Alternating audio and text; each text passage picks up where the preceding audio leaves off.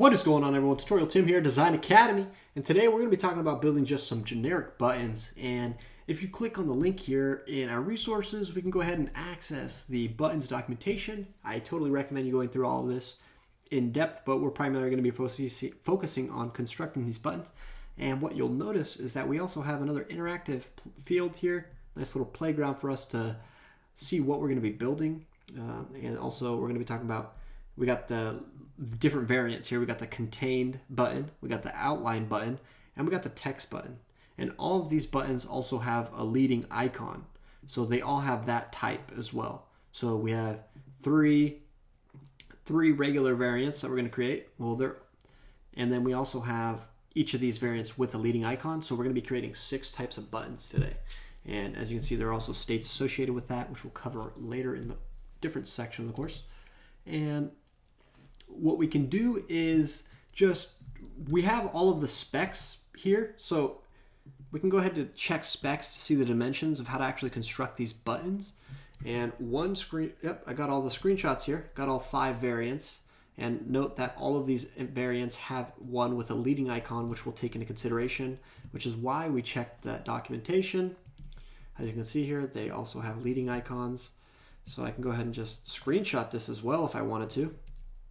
And I can go ahead and paste this to my canvas and click on each type and just screenshot all these. And for all of you Mac users out there, if you hold down Control-Shift-Command-4, it will allow you to take a quick screenshot of your interface, and then you can paste it into the canvas in Figma. And now I have all those variants. And we're going to go ahead and start with the contain button. And since auto layout is super easy to implement with these buttons, we'll go ahead and cover this. But auto layout will be its own section of the course, as well as creating these components with just the sole understanding of how to construct them and utilize the color styles and whatnot is time consuming in and of itself, is why there is another section in the course for just auto layout and adding auto layout to these components we're currently building. So now we can start with a generic frame. I'm going to go ahead and hit that. So the frame has a height of 36 dips. So I'll change that to 36. And now that we have the height set to 36 dips, I'm going to go ahead and make sure that the on primary background color is specified. So if we go to effects and go to fill, hit the style icon. And one thing we need to do that I forgot is that since these are individual exercise files, we'll have to re-enable the library, and we need to re-enable the material design system library to access those color styles. So now that we have that specified, I can go to my fill and I have that library here, viewable material design system. And I'm going to go ahead and click on the primary color, which is the color of the background color of our button. And again, we're going to need to double check the corner radius of this button. There's a few ways you could actually do this.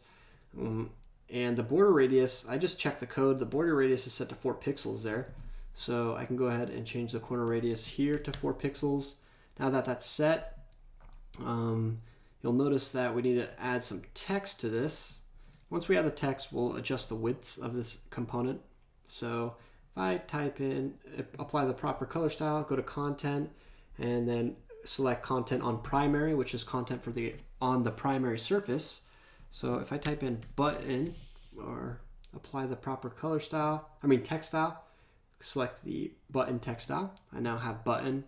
And one thing I noticed with this style is that we have to click on the type details button and to ensure that auto width is selected for the resizing, which is what we want.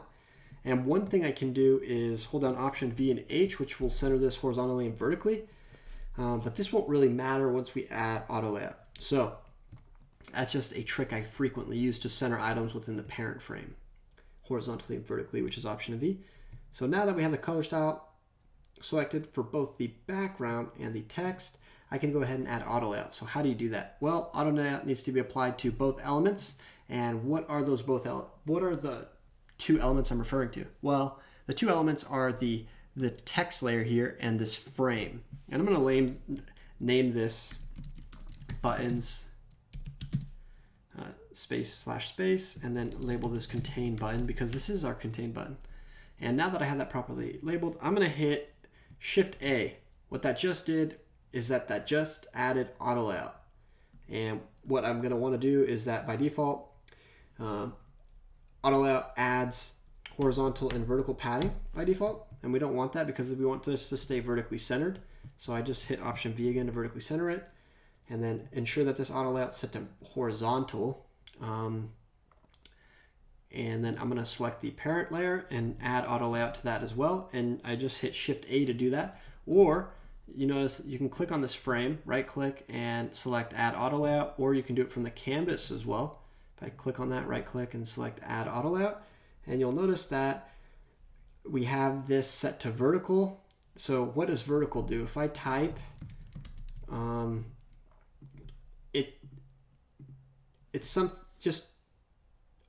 the vertical parameter allows you to resize this vertically, whereas if I set this horizontally, I would be changing I would be resizing this vertically. Sorry for the confusion there. So if I set this auto layout to vertical, you'll notice that I'm only able to actually resize the width on the horizontal axis. And if I select horizontal, I'm actually only able to specify modifying the heights. But that doesn't matter. We already have our height specified, and it recognized that and applied the proper vertical padding so that it was consistent and with the text there, so the text is centered. And now all I need to do is ensure that the padding, horizontal padding, is not set to 162, which it is, as you can see there, and it's set to 16. So I got to just change that to 16. Now, what does auto layout do? I have this button now, and if I use this button, if I type hello and just keep typing, it automatically adjusts the padding. So that's what we need. It'll save you a lot of time as a designer. It's a very helpful feature. So with that created, the only thing missing, if you pay attention closely, there is some elevation to add to these buttons. And we can go ahead and reference Material Design's documentation once more. And what we need to do is go ahead and access the environment, go to elevation, and click on depicting elevation. Just scroll down a bit, and we're going to go ahead and look for this diagram. And what you'll see is that we need to find our buttons, and our contain button lives on the 2 dips axis for the elevation. And when it is pressed, it rises to the 8 dips or 8 pixels in the elevation axis. So we can go ahead and apply the 2 dips effect style, which is right here. Got the 2 dips set there. So now we have the proper elevation set for this button, and we are good to go with this button. And we can go ahead and even create this as a main component. Now we have this main component set. Now we can create the other main component, which is a contain button with a leading icon. And you'll notice that this icon is set to 18 by 18 pixels, but we can also double check. If we go to our buttons, click on leading icon, we can inspect the code. I'm just hitting Command Shift C to view this button. I can break this down and try to view the specs of this button, but if it's too hard for you, then don't do it. But that's one way of looking at those specs, but we already have that already, so I hope I didn't confuse you. Just providing some technical tips and tricks on how to analyze things if you are suspicious of them not being done properly. So I've now removed the auto layout and detached the instance, so I can go ahead and resize this component accordingly. So I need 8 pixels in between my icon and the text. So what I can do is actually use constraints here, set that to right and center on the vertical axis, right on the horizontal, and I can stretch this out and it'll maintain that proper spacing on the right to 16, and it's still centered, and it gives me some room to add in the new icon. And all we actually need is a placeholder icon. So we can go ahead and click on our assets. You could literally type whatever you want. I just typed in star. It can be anything. Like it could be the add button, like we did in the floating actions button. And what we can do is, one, remove this fill layer because it's inactive. There's no purpose for that, so that's just confusing. And we can click on content and select on primary. And so it's going to be on our on primary color style surface, that background. And now what we have to do is scale this down to 18 by 18. All I did was I held Option Shift, which will proportionately scale this down as I drag the handles downward. I can plop this into my layer and ensure that this is vertically aligned by holding down Option V, since I know this is in the parent frame.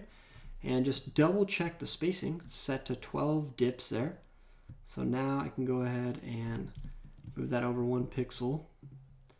And what I could do is turn this into an auto layout as well, and the parent frame into an auto layout, and we can start to specify the spacing between items. So what we can do here is remove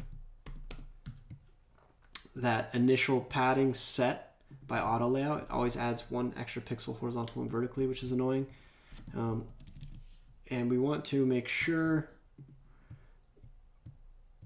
that this is set to 12 on the left. This might be tricky with auto layout because it's not allowing us to specify each edge on this layout here. So that can be tricky. And again, we can cover that in the next video if this is too hard for you. What I'm going to do actually, since we're only focused on the construction of this component and not auto layout, is just disregard that so we get the specs perfect, and we can focus on that in the next section of the course. So we have that set to 12, and I'm going to move this over and make sure it's set to 8, and make sure the padding to the right of this button is set to 16. So now that that's set to 16 and the parent frame is set to 8 from the right and left, 12 on the left, this button has been constructed properly. So once that's constructed properly, I'm going to just imply that this is a contain button with an icon. So what we can do is specify that right there, contain button with icon, and make that a main component. Now we have 2 components here specified,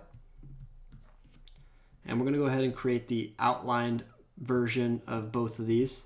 So I'm actually going to save us some time, duplicate these 2, and once these 2 are duplicated, we know that these don't use elevation, so we can remove that. And what we're going to do is hold down Option Command B, which will detach those styles. And notice one of them has auto layout, which is this one. So I'm going to hit Option Shift A to detach that from auto layout. So it's just a frame, which is what we want. We know that the heights are set properly. And what we need is an outline of a border around this button. So if I go ahead and type in outlined button, I'm gonna go ahead, do the same thing for this one, and I just specify the spacing on this, make sure it's set to 16. I should be good to go. All we have to really do is modify the color and add a stroke. So with that said, one thing to double check is the height on this button. The height has been modified, so I'm going to change that to 36 again. Make sure that this content is still centered. So that's one thing we should always look out for as we're building these elements, is making sure that they're centered accordingly in as we implement these things. So I'm going to ungroup that there. That shouldn't be grouped. That should definitely be centered on our canvas. Still set to 8.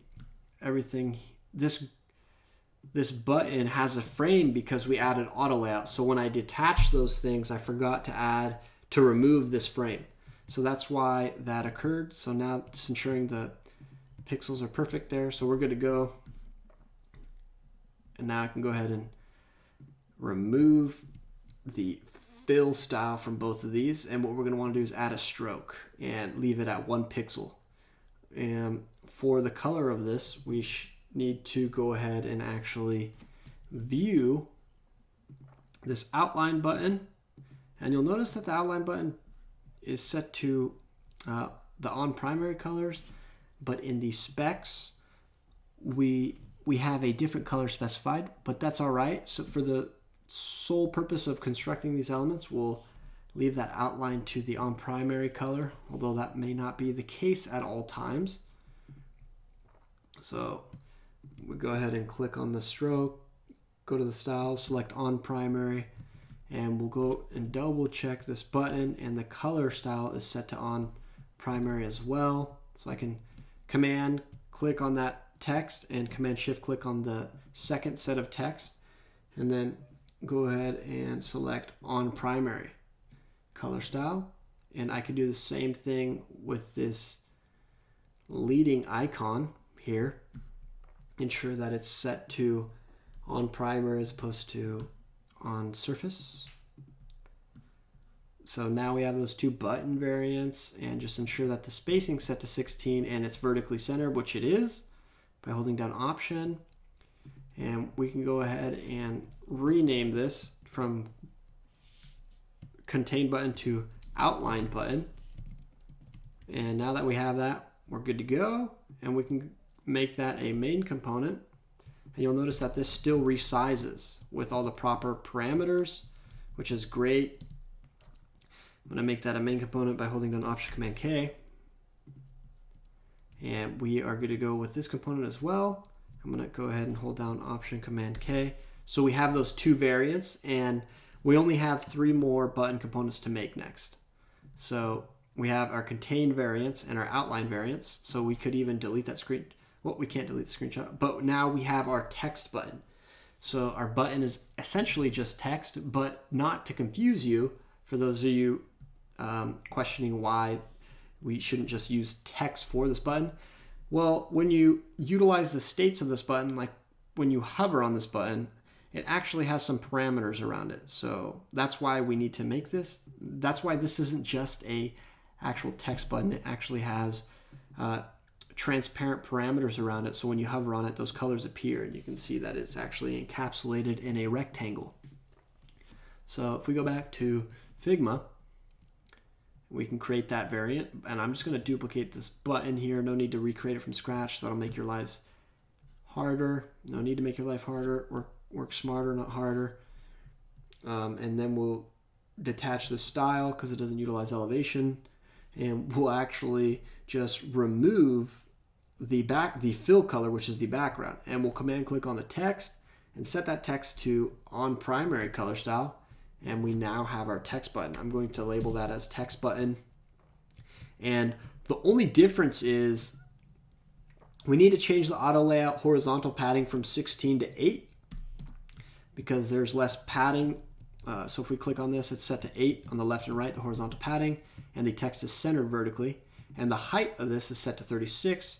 And the minimum width of a button in terms of its width can be set to 64 pixels. So this wouldn't work, a button labeled as so, because the minimum width of it, as specified in the documentation, needs to have a min width of 64 dips, which is just 64 pixels. In this scenario, we have one set to 110 dips, so we're good to go. And that is the construction of our our text button. And what I'm going to do is I need to actually detach this, and I'm going to rename it text button. So we have text button. I'm going to hit Option Command K to make that a main component, and we are good to go. Only thing missing is another text button with a leading icon. As you can see, here's a text button with a leading icon. So what I can do is duplicate this button here, this outline button with a leading icon. Leading meaning that it's in front of the text here in terms of left to right. And I'm going to detach this instance as it is a part of a different family. And detach the instance and ensure that the padding is set to 8 on the left and right. Once that's done, I need to be very careful about my frames here and make sure this is nice and clean. Just ungroup those frames there, so we're good to go. What I need to do is the padding here set to 12, and that's set to 16, so I can shrink that down, but we can also reference the code here. So here you can clearly see that the padding's still set to 8 on the right and left. The left of this icon is set to 8, and right of this button set to 8, and then it still maintains that spacing in between the icon and text, as you can see. So if I just kind of try to inspect that code there, it could give me a general idea of the spacing of the elements. So the padding's set to 8 there. And we're good to go. I'm going to just specify that as text button. I'm gonna shrink by holding down Command, shrink that to 4, it's set to 8. And then this button is set to its proper parameters. So now that is good to go, we just need to rename it. So it is a text button with icon and make that a main component, and we are good to go. The last buttons we need to create is this toggle buttons variant. So with that said, okay, so now with this toggle button, what we're gonna do is we have 3 sections here. There's 3 buttons in this toggle button, and they're all boxes set to 48 by 48 dips. And then there's a stroke in between. We could call this the stroke. These 2 strokes here set to 1 pixel. And then it also has a border around it as well, which is a stroke. So we'll take that into consideration as we build this. I'm gonna go ahead and create a frame. So we could just do the math. So 48 times 3 is 144. We can specify that width to 144 and ensure that the height's set to 48. So we have that. Make sure the background color of this fill is set to surface. And once that's set to surface, we can go ahead and grab placeholder icons right now. No need, if you want to get into the specifics and find those, you can by accessing your library of icons. And actually, yeah, we can go ahead and do that since it's very easy to find in our library. And we have all of the formats needed to select for this example. So I just went into our material design system library, which is also enabled here. And I pasted these 3. And what I need to do is add the proper color style. So, and remove the fill that's turned off, that's hidden. And now I can go to surfaces, content, and then on surface, since the background is set to surface. And they're already set to 24 by 24. And what I need to do is set the corner radius as well. So generally the corner radius is set to, for this scenario, it's set to 2. And with that set to 2, we can go ahead and plop these in accordingly. So this icon, I'm going to center vertically since the height's properly set already. It's just padding is set to 12 pixels from the left here and 12 pixels from the right of this 1 pixel stroke here. And one thing we need to do is add a border. So what we can do is add a stroke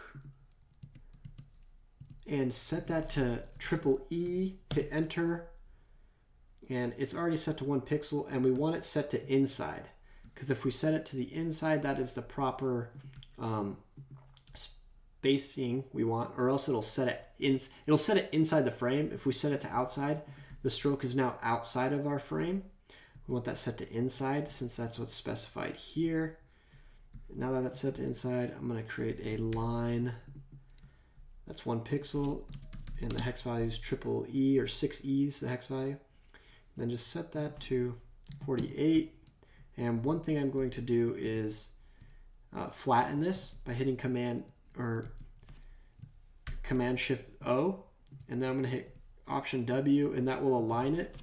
And then I'm just going to make sure the padding's set to 12. So now this icon's got padding on the left and right at 12, and top and bottom. And we can drag this in here. I can center that vertically. I can go ahead and duplicate this and make sure that's set to 12 as well. So now it's set to 12 on the left and right. And then all we have to do is drag this in here and make sure it's set to 12 as well.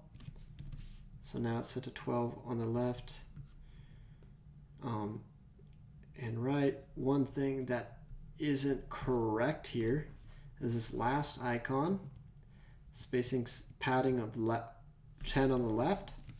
Make that 12, and then we can stretch out this button by holding down Command on the right handle, move it out twice, and now that's set to 12 proportionately. So now these are all good to go.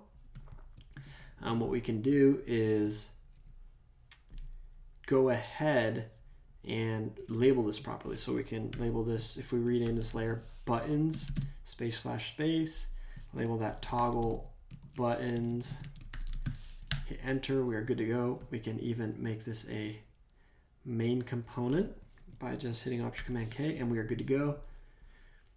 And now we have all of our button variants. Now we can just go ahead and add them into our file as needed. And that is everything you need to have covered in this course, or for this video, excuse me. So now I'm just dragging these. So I'm going to pause and organize these. I'll be right back. So now I have all of these organized in my buttons layer, and they're named accordingly. And with that, that is all we have to show you in this video. Thank you so much for watching, and I'll catch you in the next one.